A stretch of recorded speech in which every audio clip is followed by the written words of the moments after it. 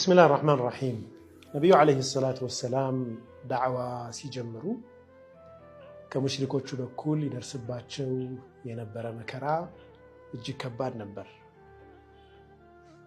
አስቸጋሪ ጫና በማድረግም እንዲሁም የሚያማልሉ ስጦታዎችን በማቅረብም በብዙ መንገድ ሙከራ አድርገዋል።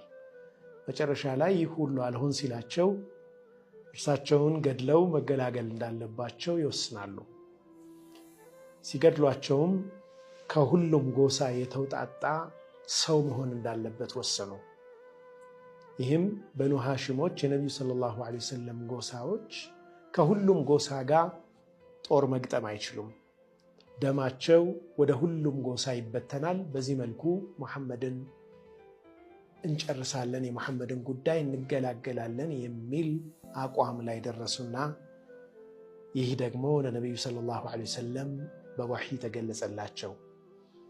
ወደ ሂጅራ ጉዞ እንደሚያደርጉና በቦታቸው ግን እሳቸው መኝታ ቦታ ላይ ዓሊ ብን አቢ ጣሊብ ረዲየላሁ ዐንሁ እንዲተኙ አደረጉ።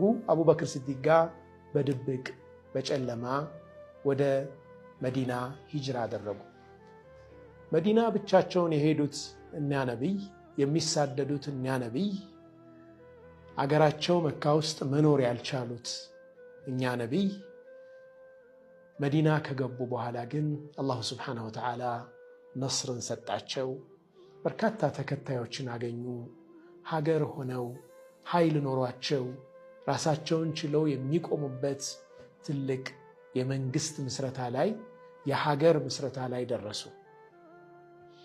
ወደ መካ ፈትሕ አድርገው ሲመለሱ